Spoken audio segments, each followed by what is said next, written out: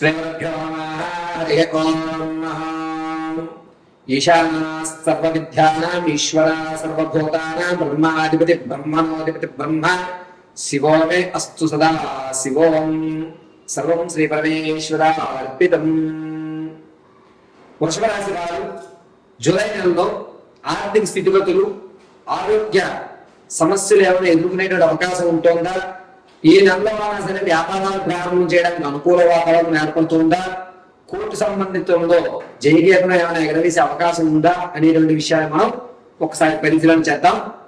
July నెలలో వృషభ రాశి వారికి ఆరోగ్యం కుదురు పడుతుంది.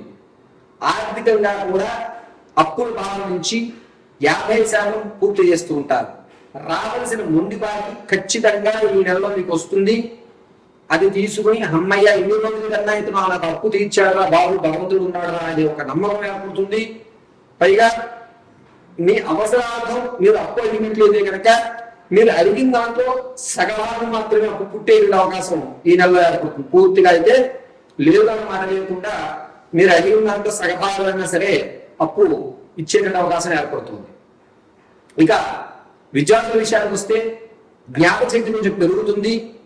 చదువుతో పాటుగా ఇతరత్ర కార్యక్రమాలలో విధులుగా పాల్గొంటారు. అక్కడ జయకేతనం ఎగరేస్తారు. మీకంటే ఒక ప్రత్యేకమైన గుర్తింపు ఏర్పరచుకుంటుంటారు. రాజకీయ నాయకుల విషయంలో సొంత గూడికి చేరిపోయేటువంటి అవకాశం ఎక్కువ ఏర్పడుతుంది. పైగా ఈ వృషభ రాశి వారు ఈ నెలలో రాజకీయంలో ఉన్న వారికి జనాలకు దగ్గరగా ఉండాలి, క్యాడర్ ముఖ్యం కాదు, జనాధారణే నాకు ముఖ్యం అని చెప్పి సొంత గూటికి వెళ్ళిపోతారు. జనాల్లో ఎక్కువ శాతం గడుపుతారు. జనాల్లో ఆదరణ కూడా అదే విధంగా పెరిగేటువంటి అవకాశం ఎక్కువగా గోచరిస్తోంది. ఇక సంగీత, సాహిత్య, సినీ కళా పరిశ్రమలో ఆ విషయంలోకి వస్తే అంత అవకాశం కనిపించడం లేదు. పాత స్నేహితుల వల్ల ఏదో ఒక అవకాశం అయితే వస్తుంది. ఆ అవకాశం పూర్తి అయ్యేటువంటి అవకాశం ఎక్కడ కనిపించట్లేదు. నాకు ఒక అవకాశం వచ్చింది కదా, దీన్ని నిరూపించేసుకుందాం అని మీరు ఎంత కాన్ఫిడెన్స్ గా ఉన్నా చుట్ట చివరిలో అది మిస్ అయ్యేటువంటి అవకాశమే ఈ నెలలో గోచరిస్తుంది. కాబట్టి మనోధైర్యంగా ఈ 4 రంగాల వారు ఉండాలని తెలియజేయడం జరుగుతోంది. ఇక వృషభ రాశిలో ఉన్నటువంటి వారు భార్యాభర్తల మధ్య అన్యోన్యత అనేది కొంచెం పెరుగుతుంది. కీచులాటలు తగ్గుతాయి. కోర్టు సంబంధిత తాళాలు జరిపించేటువంటి ఆస్తులు ఏదైతే ఉన్నాయో అవి పూర్తి అయ్యేటువంటి అవకాశం ఎక్కువగా గోచరిస్తుంది. 90% వరకు కూడా కోర్టు విషయాల్లో మీ వైపు ఫేవర్ గా వచ్చేటువంటి అవకాశం జూలై నెల 13వ తారీఖు నుంచి 21వ తారీఖు మధ్యలో జరుగుతోంది. పైగా వృషభ రాశి వారు రియల్ ఎస్టేట్ లో కానీ స్టాక్ మార్కెట్ లో కానీ పెట్టినటువంటి పెట్టుబడులు అమాంతం పెరిగేటువంటి అవకాశం గోచరిస్తోంది. కొత్తగా పెట్టుబడులు పెట్టాలి అనుకుంటే మాత్రం వృషభ రాశి వారు పెట్టవద్దు. పూర్వం పెట్టిన వారికి మాత్రమే లాభదాయకం. ఈ నెలలో ఎట్టి పరిస్థితుల్లో వృషభ రాశి వారు ధనాన్ని స్టాక్ మార్కెట్ లో పెట్టకండి. వ్యాపారాలు చేయాలి అనేటువంటి ఆలోచన ఉన్నటువంటి వారు ఈ నెలలో కేవలము స్లీపింగ్ పార్ట్నర్ గా పరోక్షంగా మాత్రమే వ్యాపారం చేయండి. అది కూడా టైర్లు, ఎలక్ట్రికల్, మీడియా వీటి మీద మీరు ఫోకస్ చేసినట్టయితే వ్యాపారంలో అద్భుతంగా కలిసి వస్తుంది. పరోక్షంగా మాత్రమే చేయండి తప్ప ప్రత్యక్షంగా చేయవద్దు. పైగా ఈ వృషభ రాశి వారు మీరు ఎంచుకునేటువంటి స్లీపింగ్ పార్ట్నర్స్ ఎవరైతే ఉంటారో 1-2 సార్లు వారి యొక్క జాతకాన్ని కూడా పరిశీలన చేసుకుంది కానీ చెప్పదగ్గ సూచనగా చెప్తున్నాను. మరొక విషయంలో వృషభ రాశి రైతుల విషయానికి వచ్చేసరికి మొదటి 2 వారాలు కూడా బాధాదాయకమైన వాతావరణం రైతులకి. తదుపరి 2 వారాలు మీ పంట దిగుబడి జరుగుతుంది. మొదటి 2 వారాలు కూడా వాతావరణ మార్పుల వల్ల అయ్యో అనవసరంగా పంట దిగుబడి అంతా నేలమవుతుంది అనే బాధాయుక్తం జరుగుతుంది. కానీ ఎక్కువ నష్టం జరిగేటువంటి అవకాశం కనిపించడం లేదు.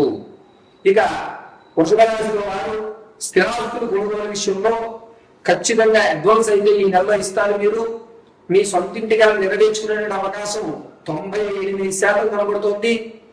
అడ్వాన్స్ ఇవ్వడం అనేటువంటిది ఈ నెలలో ఖచ్చితంగా వృషభ రాశి వారు నెలకొల్పుతారు.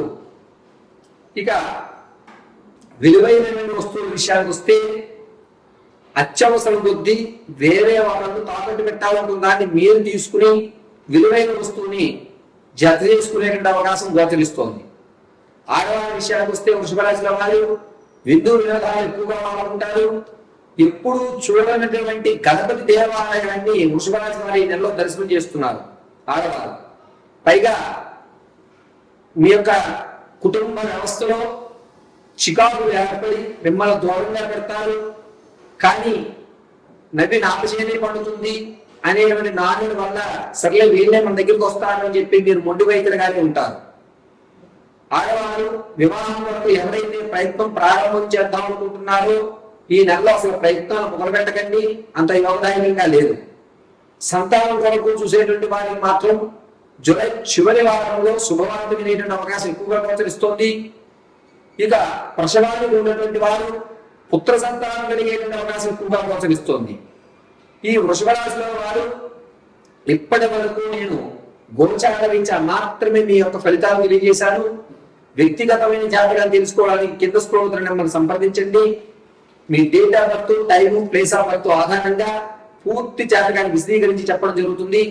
ఒకవేళ మీకు కనుక డేట్ ఆఫ్ బర్త్ తెలియకపోతే మీ ఫోటోని మాకు పంపించడం, మేము అడిగేటువంటి 3 ప్రశ్నలు మీరు సమాధానం చెప్పడం వల్ల ఆ సమయాన్ని మేము అడిగేటువంటి ప్రశ్నలకు సమాధానం బట్టి మీ జాతకాన్ని విశదీకరించి చెప్పడం జరుగుతుంది. ఇక వృషభ రాశి వారు ఆరోగ్య పరిస్థితులకు వస్తే కనుక ఈ నెలలో అందులోనూ జూలై 18వ తారీఖు నుంచి 26 మధ్యలో ముక్కుకు సంబంధించినటువంటి సర్జరీ జరగడం కానీ లేదా ప్రమాదం జరిగినప్పుడు ముక్కు దూరం దగ్గర ఇబ్బందులు కలగడం కానీ ఏర్పడుతోంది. ఈ విషయంలో కొంచెం జాగ్రత్తగా ఉండాలి. ఆహార నియమాలు పాటించుకోండి ముఖ్యంగా. పైగా ఈ వృషభ రాశి వారికి జూలై 10వ తారీఖు తర్వాత నుంచి కూడా శరీర శ్రద్ధ పెరిగి ఆహార నియమాలు, ఆహార అలవాట్లు మార్చుకోవాలని ఒక నిర్ణయానికి వస్తారు. ఆ ఆహార అలవాటు మార్చుకునేటప్పుడు న్యూట్రిషన్ కానీ డాక్టర్ గారు కానీ మీరు కరెక్ట్ గా అడిగి తెలుసుకుని మీ ఆహార నియమాలు మార్చుకోండి. మీరు మార్చేటువంటి సొంత అభిప్రాయాల వల్ల లేనిపోని ఇబ్బందులను కొని తెచ్చుకుంటారు ఆరోగ్యం విషయంలో. కాబట్టి న్యూట్రిషన్ కానీ లేకపోతే డాక్టర్ని కానీ మీరు యోగా చేస్తే కనుక యోగా యొక్క గురువుని కానీ కనుక్కుని ఈ ఆహార నియమాలు మారుద్దాం అనుకుంటున్నాడు, ఏం తినాలి అనేవి పరిపూర్తిగా తెలుసుకుని మీరు మాత్రం ఆహార నియమాలు పాటించండి. అయితే వృషభ రాశి వారు ఈ నెలలో ఎటువంటి నియమాలు, ఎటువంటి గుడి రక్షణ గావించాలి అనగా గ్రామ దేవత దేవాలయంలో నీలవర్ణ పుష్పాలతో గాని లేదా తెల్లటి పుష్పాలతో గాని అర్చన చేయించండి. అందులోనూ లలితా సహస్రనామాలతో అర్చన చేయించడం అనేది అత్యంత శ్రేయస్కరము. ఒకవేళ గ్రామ దేవత దేవాలయానికి మీరు వెళ్ళలేని పక్షంలో మీ ఇంట్లో ఉన్నటువంటి కులదేవత ఎదురుగా ఆవడంతో నల్ల ఒత్తుతో దీపారాధన గావించండి. ఇది కూడా చేయలేనటువంటి పరిస్థితుల్లో ఉన్నట్లయితే కనుక స్నానం ఆచరించిన తర్వాత ఒక పులి వస్త్రాన్ని కట్టుకుని ఓం ఐం శ్రీమాత్రే నమః అని 54 సార్లు పఠించి చక్కగా కాస్త బెల్లాన్ని కళ్ళగత్తుకుని ఏదన్నా చుట్టుముదట్లో చీమలకు ఆహారంగా పెట్టండి. సర్వము జగదాంబిగా మిమ్మల్ని రక్షిస్తూ ఉంటుంది.